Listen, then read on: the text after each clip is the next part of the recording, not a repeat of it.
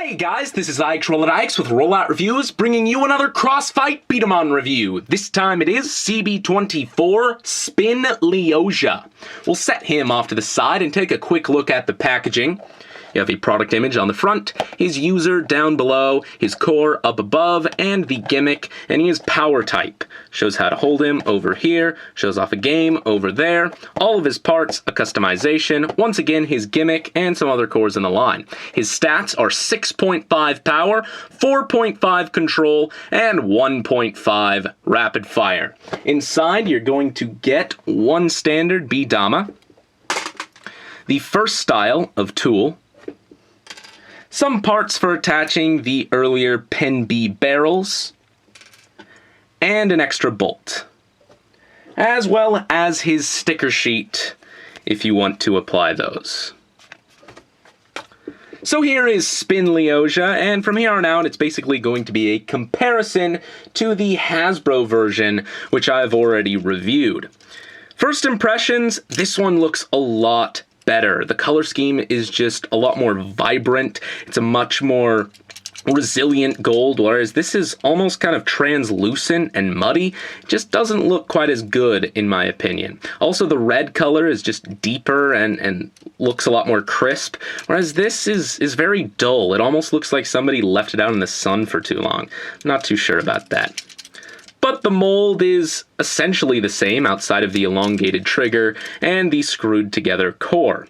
Notably, this guy has a back cover here, which you can actually take off.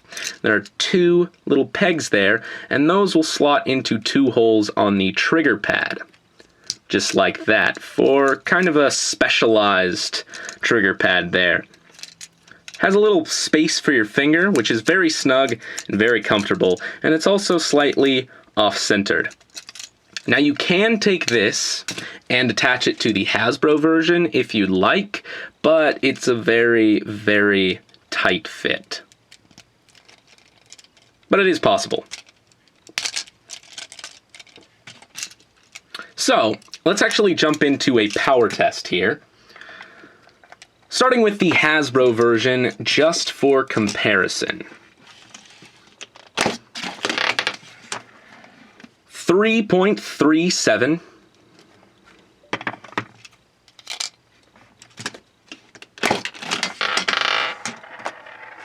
and 3.34.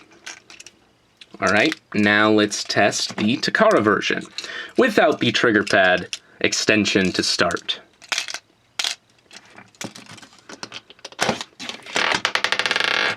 .62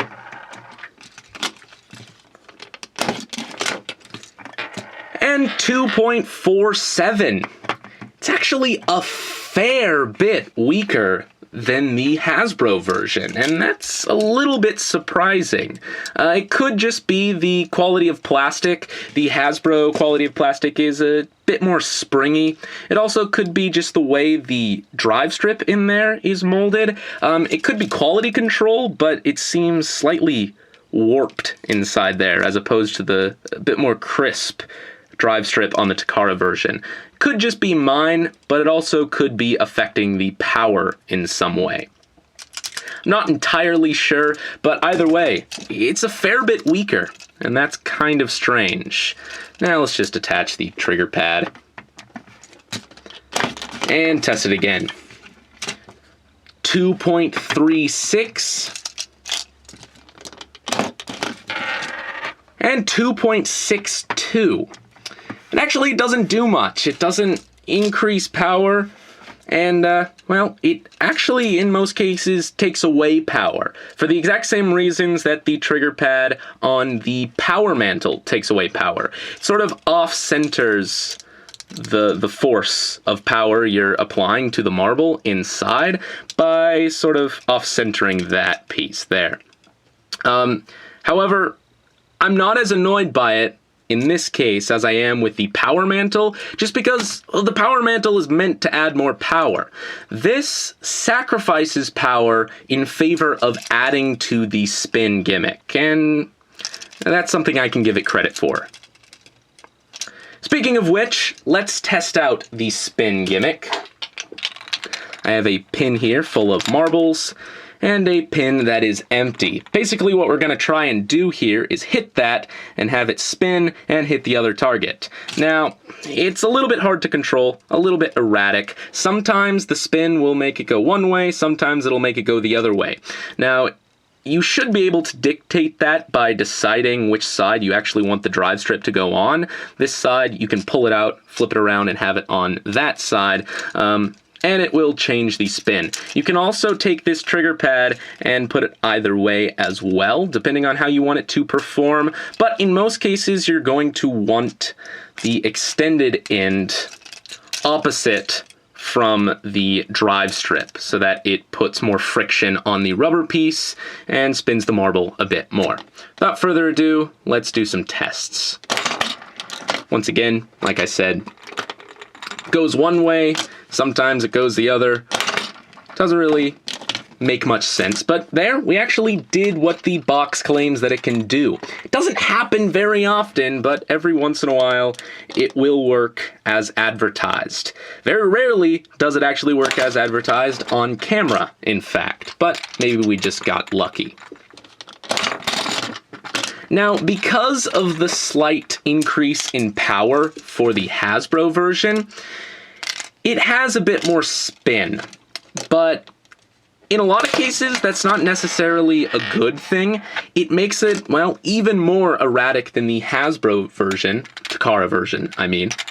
Believe it or not, because that increase in power just doesn't make things consistent. It'll go all over the place, go one way, go another way. It does have a lot more spin, but as I said, it's questionable. Now, obviously, the Hasbro version also has that, I guess you could call it an issue, where it sometimes fires upward. Now that's great for shooting targets down because it hits it much higher up and it'll knock it over a lot easier than if you were to hit it down below. But it doesn't make it great competitively, especially in Break Bomber. It'll very rarely hit low enough to actually knock the blocks through. A huge disadvantage of the Hasbro version. Now, the Hasbro version is a little bit better in some ways. It's a bit more powerful, and like I said, because of that, it has a bit more spin. But that also has its downsides. Overall, though, I still think the Takara version is a lot better. It's just a bit more consistent, the spin seems to work a lot more often, the color is a lot better, the shorter trigger makes the trigger pad more comfortable, and obviously it has the trigger pad extension, which is really cool.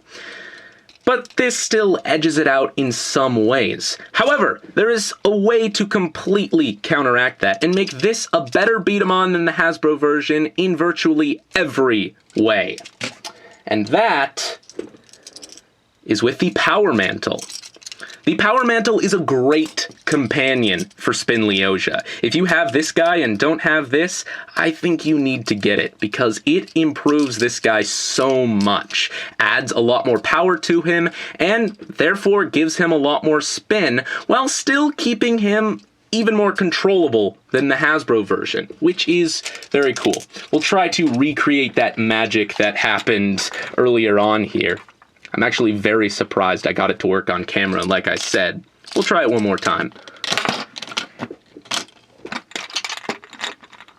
Haha, there we go. Yes, works a lot better and is a lot more powerful. But overall, Spin Leohjyah just isn't a very practical beat-em-on. He's probably the weakest of all of the Crossfight beat-em-on that have drive strips. Driftjacker, it has its uses competitively. Excel Dracian, Rising Dracian, no matter how subtle that drive strip feature is, it can still potentially help you in a competitive environment. This guy is a lot of show and not a whole lot else. He's certainly fun to play with, just like Driftjacker's Drift Mode. It's a lot of fun to mess with and try and do some crazy trick shots, but outside of that, it doesn't do a whole lot more. That's something that Driftjacker does a lot better, in fact. It's got a lot more variety, whereas this guy really doesn't. When I look at a beat-em-on, I like a competitive aspect to it. I like the performance aspect. How good will it perform in something like Break Bomber in a head-to-head match? And I can't see this guy doing all that well. And because of that, he's definitely not one of my favorite B-Daman, probably a bit lower on the list because of it. He's got a great head part, provides a lot of downforce if you put your fingers up here, and he's got the great trigger pad, but that's really all I can say. It does work sometimes, as advertised, like I said, and does work sometimes like it does in the show even, with the drive strip and the spin gimmick. But I'm still not a huge fan of the concept, and therefore I'm not a huge fan of his core. For a final comparison here he is with Jet Leohjyah.